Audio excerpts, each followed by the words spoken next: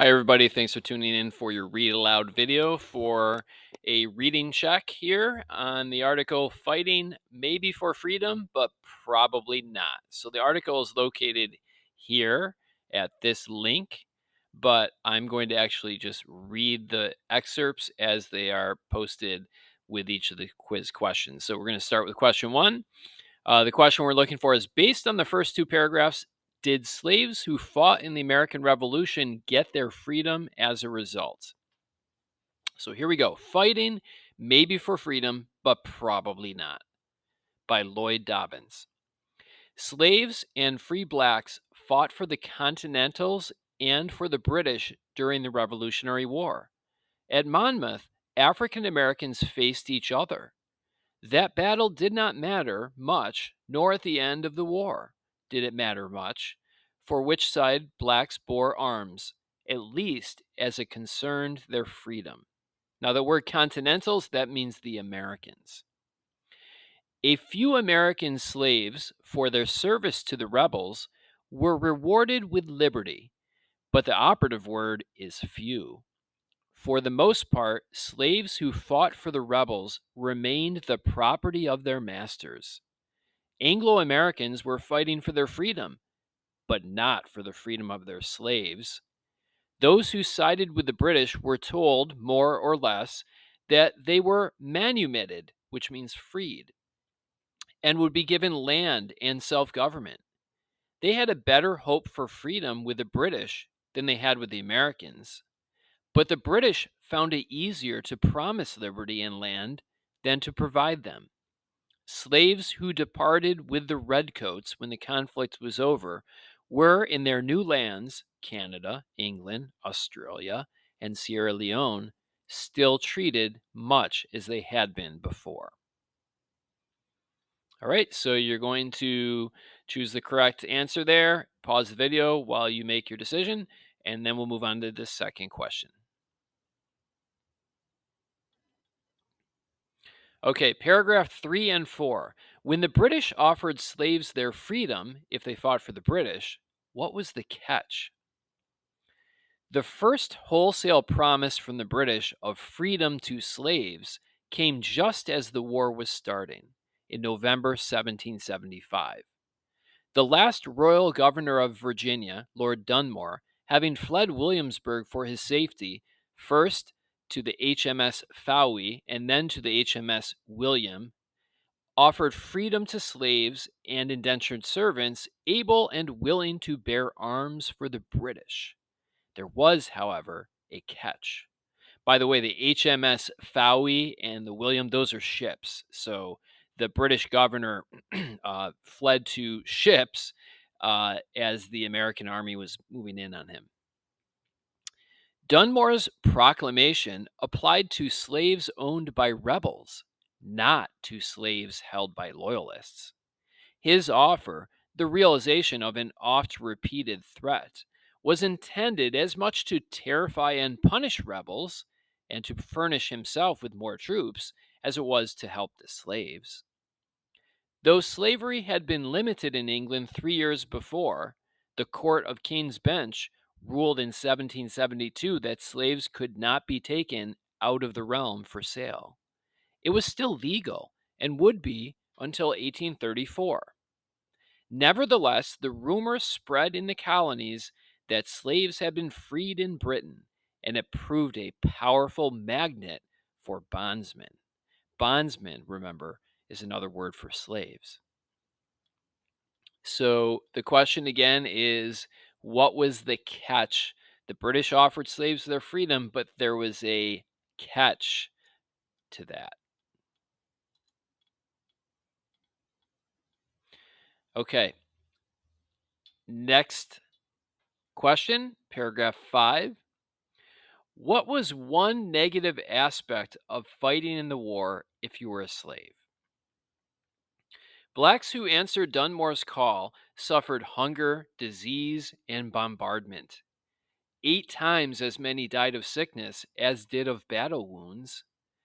After Yorktown, where for practical purposes the fighting ended 6 years later, they found that their sacrifices would profit them little. Yorktown meant victory for the American cause, but spelled disaster for the enslaved. Okay, so please choose the correct answer there. And going to go back here and reread these two sections together because I have another question that applies to this section of the reading. Lord Dunmore's offer to free slaves who joined the British wasn't as good a deal as it sounded because, and we'll read those two sections again. Dunmore's proclamation applied to slaves owned by rebels, not to slaves held by loyalists.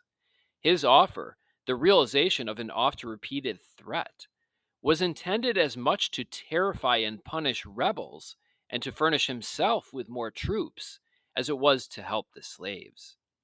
Though slavery had been limited in England 3 years before, it was still legal and would be until 1834.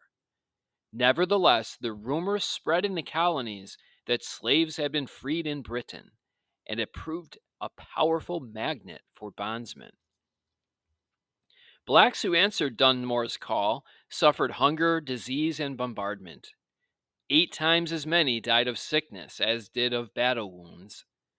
After Yorktown, where for practical purposes the fighting ended 6 years later, they found that their sacrifices would profit them little.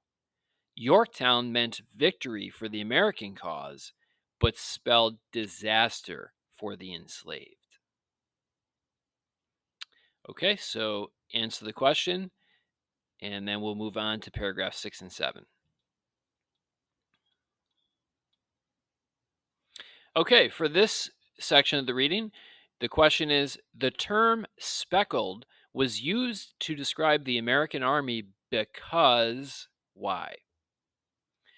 The Continentals, and remember that's the Americans, including George Washington's troops, had such a mixture of black and white soldiers that a French staff officer referred to them as speckled. American combat troops were not integrated as they were in the 1770s and 1780s until the Korean War, 170 years later. Free blacks and slaves often enlisted from New England. The 1st Rhode Island, a majority black unit, was well known. In the South, there was a congressionally approved plan, never realized, to arm and eventually to free 3,000 slaves for service as a military unit for South Carolina and Georgia. Slaves sent to take the place of white owners were commonplace in the ranks, particularly in Southern state militias. British commanders other than Dunmore encouraged rebel slaves to run away, and run away they did.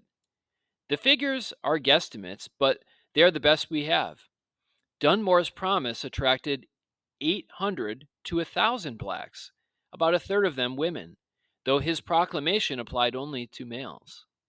In the South, perhaps 80,000 to 100,000 slaves ran away to the British lines. Okay, so answer the question there.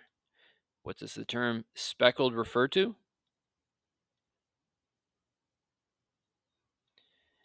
And that same section, you can rewind the video if you need to hear it again. That same question, we have that same section, we have a question: which of the following statements summarizes the main idea of this part of the reading? So read your choices, and then if necessary, go back, rewind the video, and listen to paragraphs 6 and 7 again.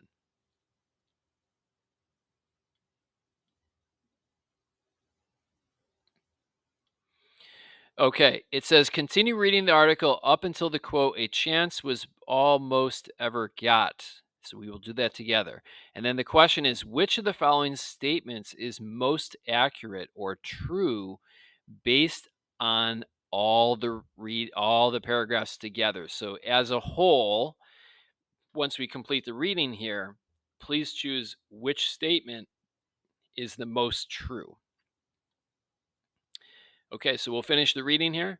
As the war proceeded, some rebel slaves were given to loyalist slave owners or shipped to English slave properties in the Caribbean or, for that matter, sent back to their rebel owners when they proved of little or no value to the British. Thomas Jefferson said he lost 30 slaves and that Virginia lost 30,000. But historians like Australia's Cassandra Pybus suspect his figures. She suggests Jefferson got his Virginia tally by adding 3 zeros to his own loss, which he had inflated anyway. Whatever the numbers, the flight of slaves to the British speaks volumes about the institution of slavery in America. Taking the lowest numbers, look how many people would risk anything or everything for a chance, just a chance, to be free. A chance was all most ever got. All right, so finish that last question. Thanks for checking out this read aloud video. I will see you next time.